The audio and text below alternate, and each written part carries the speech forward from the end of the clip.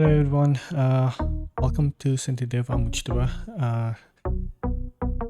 So this is my first devlog of me documenting my journey and development in my skills in computer science. So I have a couple of projects that I want to get started off with, and I think this is the very first one. And I think I'm ready to get going with, which is building a handheld utilizing a Raspberry Pi and an Arduino board. So this is the brief setup of what the handheld console is supposed to be. It's not much of anything right now, but as you can see, there is controls, and at the back here is the wiring setup with the Arduino board. But first, I would like to just speak about the Raspberry Pi.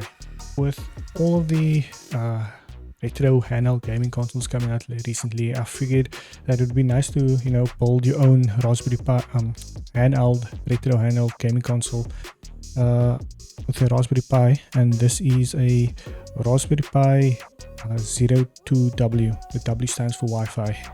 So in the series, we're going to go through the entire process of building the or setting up the initialization of the Raspberry Pi and setting up the connection between the Arduino and the Raspberry Pi. So let's look at the main computing board of this handheld project. So this thing is rather tiny, as you can see.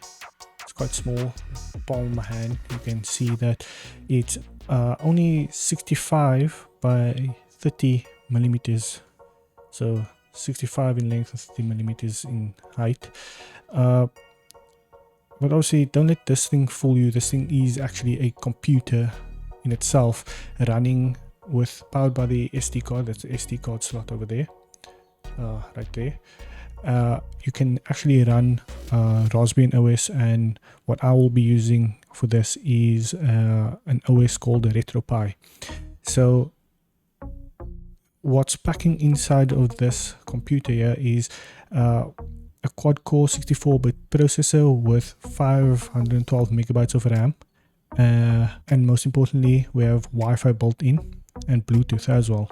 So, like I said, it's powered by the SD card which holds your operating system and your files that you're going to run for gaming, so your games and whatever you're going to have.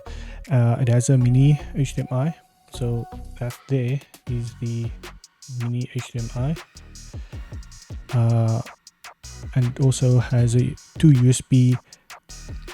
micro USB ports, one for power and one for taking in any input and output for your keyboard and mouse. So how are we going to make this a console? Like I said, that's where the software of RetroPie comes in. Let's talk about RetroPie for a second. So it's a fantastic piece of software that gives you a beautiful unified interface for all your emulators.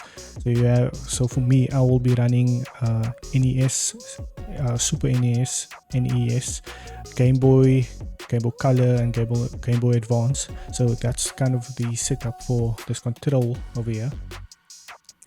So essentially, you just need to flash the micro SD card, load it into the Pi, and then add your gaming ROMs onto within the appropriate folders on RetroPie. So as I said, I won't go much into detail of the setup here because there are great tutorials online on YouTube as to how to set up the RetroPie and how to install it onto your Raspberry Pi. A form factor, it makes the Pi 02W perfect for this.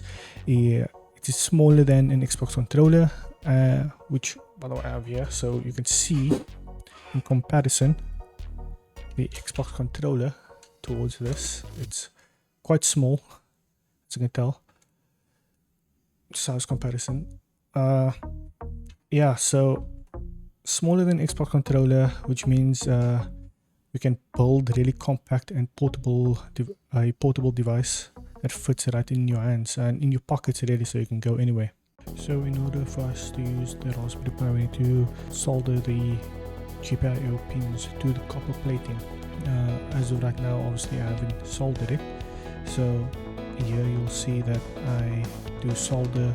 I have soldered some of the pins already, and as you can see, it's not the best connections, but as long as you're getting the connection between the pins and the copper plating on the Pi, you can see some connections have been made with the solder. I've over soldered it, I guess, but that's fine. As you can see, I don't overdo it at all. I'm not trying to overdo it.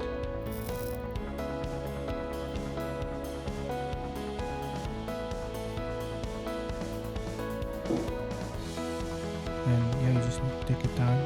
Basically just solder, use as much solder as you can and not overlap the copper platings between each pin. If you do, you'll just take the soldering iron and move the solder away. So it's not that hard. You don't want to obviously sit too long on the Raspberry Pi board itself, because you don't want to shorten the connections between the pin and the CPU. So the connection should actually be fine. You just have to connect the screen and the pins for the USB serial bus connections between the Arduino and the Raspberry Pi.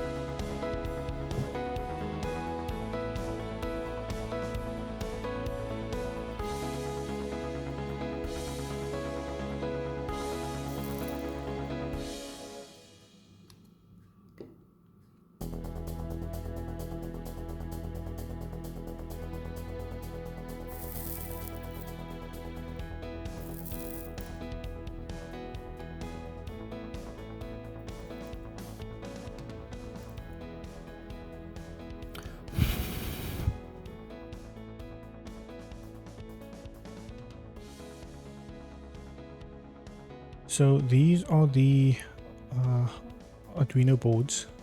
In close up, it's quite tiny in comparison to the Raspberry Pi. As you can tell here, it's even smaller than the Pi in comparison. You see that? There we go.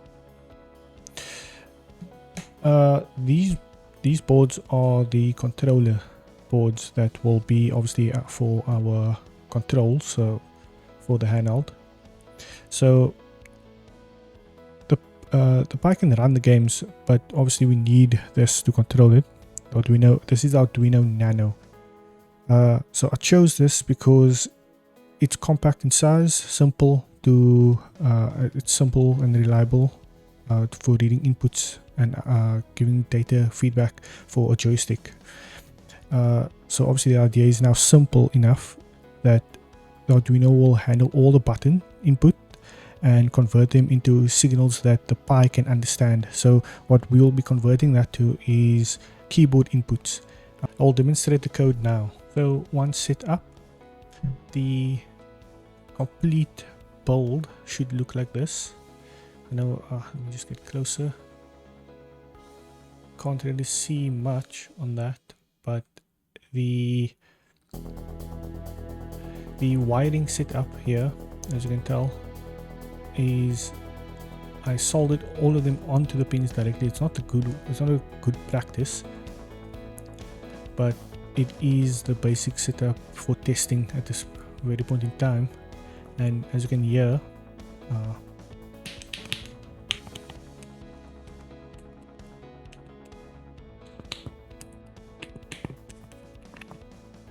it does have its that mechanical sound to it, and obviously we will now demonstrate how that translates into output. Okay, so this is the initial code used to set up the controller for the testing purposes. We'll go through it block by block, starting with the void setup. As you can see in the second line, it is commented that this is the code that will run once when the Arduino board is turned on. In line 3, you can see it commented that this defining pin 2, or in this case pin 3, as the input for the push button. The function pin mode has the conditions in parentheses specifying which pin to read, and the action from the pin itself defined from the input pull-up. We have for this testing used pins 2 to 5 as specified in the code.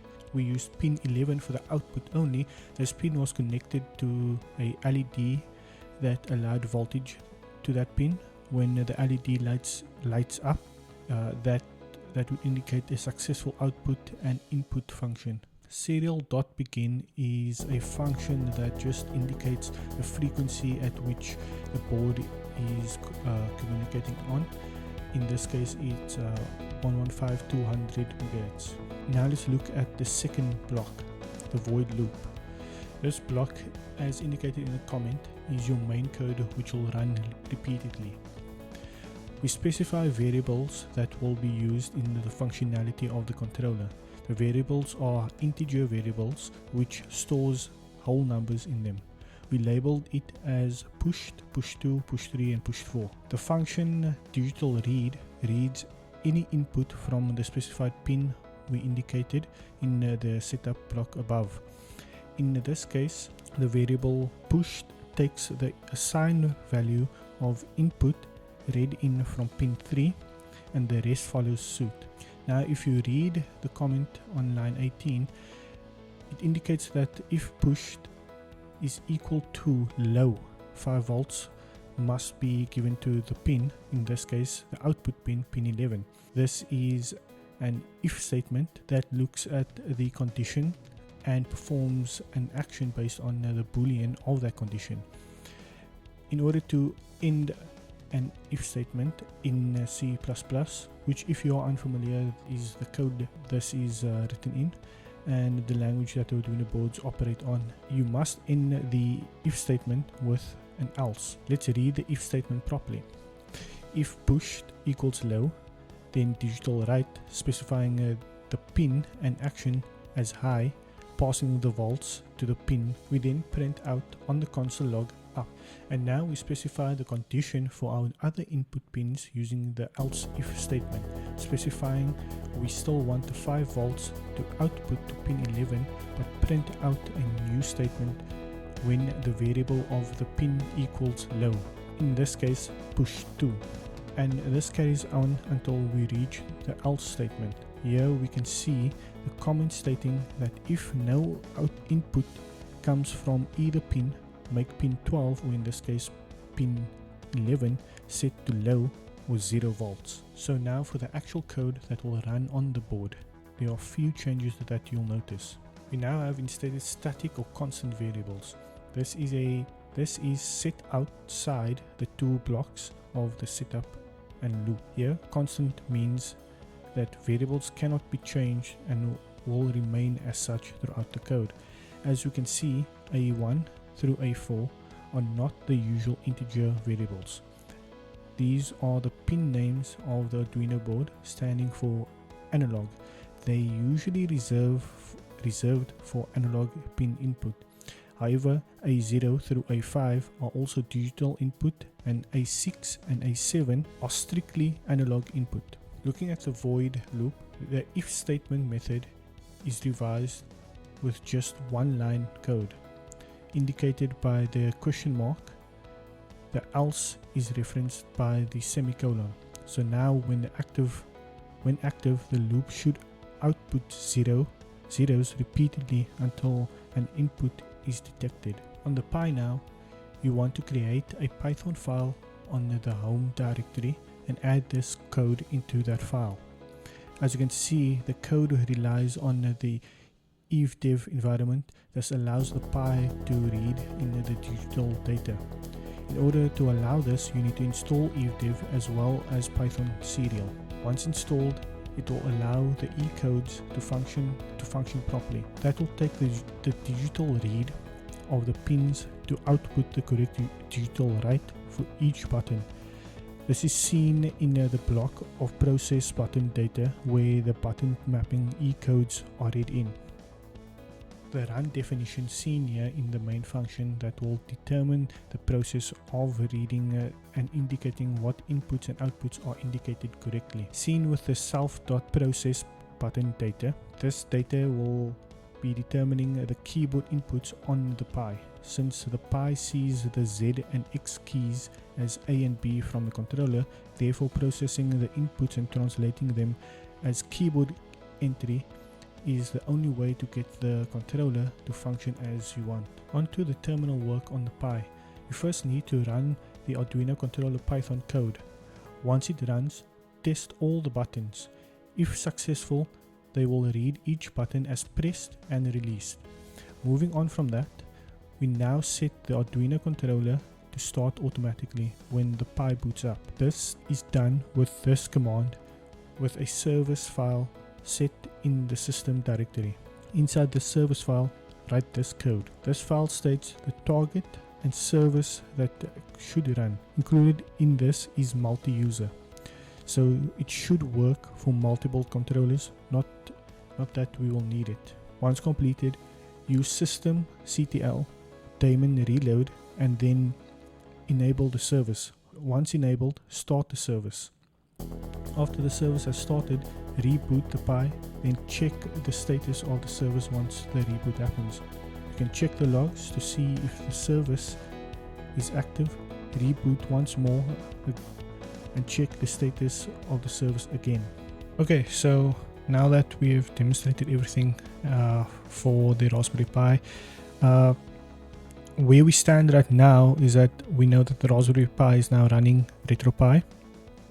We have our controller set up, which with Arduino and with a USB connectivity towards the RetroPie and the Raspberry Pi. So what's next is that I will now be setting up the screen as well as the battery system setup to power the Pi so that we can run this obviously as a handheld, because that's obviously the goal. So it's going to be a big setup. I am excited to share it with you. So if you found this interesting, make sure that you do hit the subscribe button, like the video as well, and leave in the comment down below what your favorite retro game is. Maybe I can install them. Like I said, I will be running Nintendo, the Super Nintendo, Game Boy Color and Game Boy Advance games on the RetroPie. So please do like and subscribe. Thanks so much for watching and see you next time. Check it, I made a really crap controller, but it works on the Raspberry Pi. Just go this back. Playing Mario. Everything works. Whole setup works. So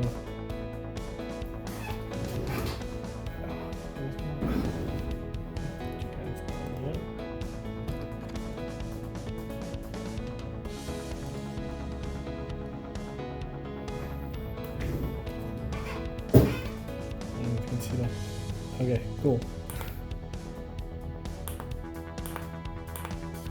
No sound because it doesn't have sound, so I don't know how to control it.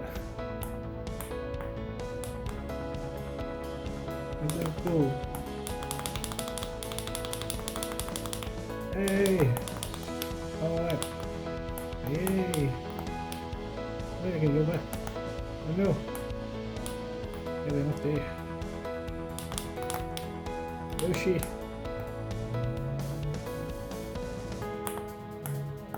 Oh no!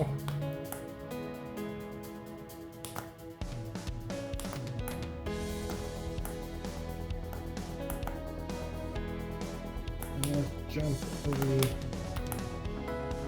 Jump on. Yay!